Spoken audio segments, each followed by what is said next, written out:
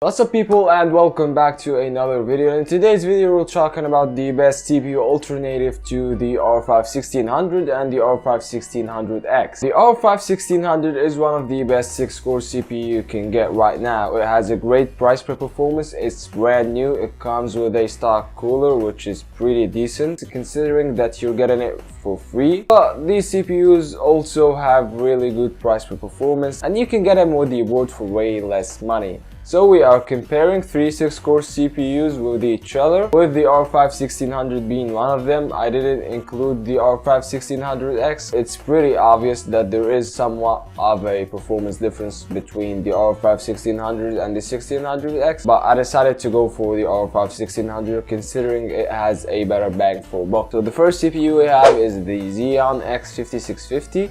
Now this is based on LGA's 1366, or the workstation grade CPU made by Intel after LGA's 1156 if I'm right. You can overclock it all the way up to 4.5 GHz if you have a decent CPU cooler and a decent board, and you can get it for as cheap as $15. Number 2 is another Intel CPU, and it's the i7-3930K. Now this CPU is clocked at 3.2 GHz and it's overclockable. Now keep in mind, if you got yourself an LGA 2011 board or a pre-built Dell PC based on that socket, I wouldn't recommend you to go for the i7-3930K because you won't be able to overclock it, which in this case you should go for a Xeon CPU equivalent to that one, which is the E5-1650. This CPU is a 6-core CPU and it turbos up to 3.8 GHz. Since you're not gonna overclock it, this pulls some really great clocks without even overclocking. Anyway, you can get the i7-3930K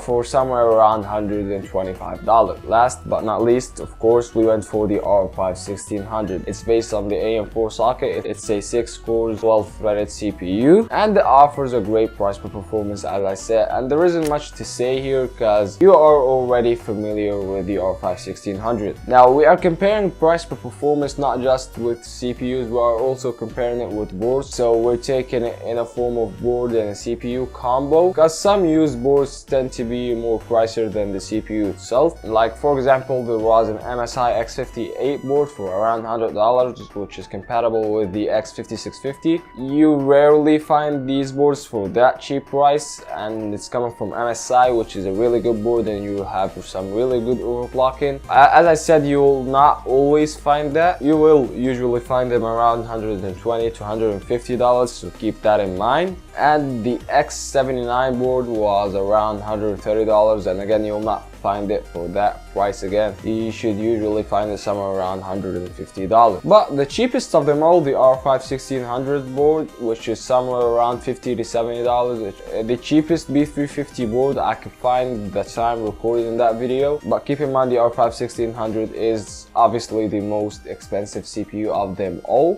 Keep in mind that prices do fluctuate, and if you found any of the mentioned CPU board combo, the alternative to the R5 1600, somewhere near the R5 1600 and a board combo, I would recommend you to go for the R5 1600. We're talking about alternative, but for cheaper price, not the same price. And also you can get a pre-built PC compatible with the mentioned CPUs, and you will get it for a lot cheaper than getting the board itself. I mean, you may get it for the price of the board, but you'll have some limitations here. You will not be able to change the case, and you will not be able to overclock the CPUs, but that will be a great bang for buck if you're only interested in having 6 cores. But keep in mind that overclocking severely affects gaming. Speaking of limitations, you can upgrade the R5 1600 in the future to an R7 CPU. The X58 and the X79 CPUs, you cannot upgrade them to anything higher. Now for the part that you're looking for, and it's the benchmarks. And yeah, it's pretty obvious that I don't have any of these CPUs, but in no specific order, we will be looking at TimeSpy, Firestrike Ultra, Cinebench, and the Geekbench 4. So first with Cinebench, and the R5 1600 scored 1250 points, which came on top with a clock of 3.8 GHz. The second place took it the i7-3930K with a score of 1122 points, and it was clocked at 4.5 GHz.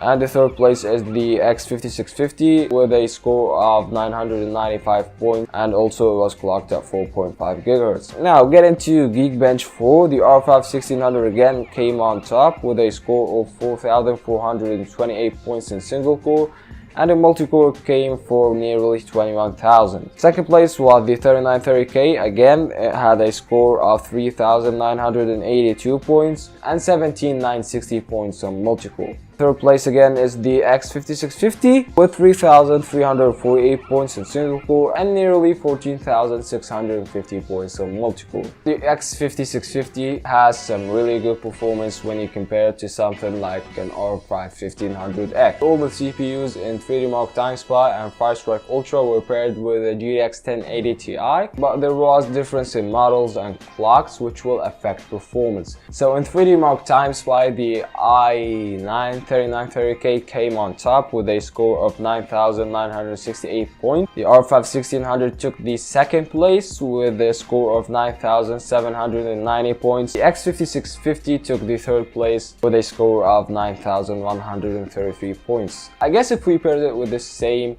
GTX 1080 Ti, we would have the same performance or even better. Maybe Time Spy isn't that supported for AMD Ryzen CPUs, that's why the 3930K had better performance. And the GPU that was paired with the 3930K actually had lower clocks than the GPU that's paired with the R5 1600. Last but not least, Firestrike Ultra. And the R5 1600 had a score of 7,730 points, which came on top. In second place took it the i7 3930K with a score of 7,659 points, and came in third place again the X5650 with nearly 7,200 points. Now these all are synthetic benchmarks. Gaming wise, the R5 1600 is the best CPU from the benchmarks I've seen. I mean hardware and box. It had roughly the same performance that an i9 7800X had, which is one of Intel's latest 6-core CPU priced at $400. So given the price I looked at the time of making that video, the i9 3930K isn't a good option, given it's pretty close in terms of price to the R5 1600, even though in some benchmarks it had higher performance. I mean, the only benchmarks that had higher performance was in Time Spy. But even if I found this CPU for $70 cheaper than the R5 1600, I would have a hard time picking between the two of them, given that you cannot upgrade to anything higher than this for gaming at least. So the R5 1600 is a great option. It's brand new, it had a great IPC surprisingly. But the best price per performance CPU, the best 6-core CPU to pick if you want to save some money and you don't want to go for the new route, is the X5650, which is kind of ignored the whole video, and the whole video is actually dedicated to that CPU. This CPU is a beast for the price. You're getting that CPU for $20 and it's that close from the R5 1600. You should by now realize that, and if you paired it with a board somewhere around $100 to $120, you will still get really great price per performance. I mean, compare this CPU to an R5 1500X and you'll find this CPU coming on top. This is hands down one of the best price per performance CPU you can get right now. Press on that share button because I guess that YouTube will not promote that video pretty easily. They suck at this. So thanks for watching and I'll see you soon. Peace.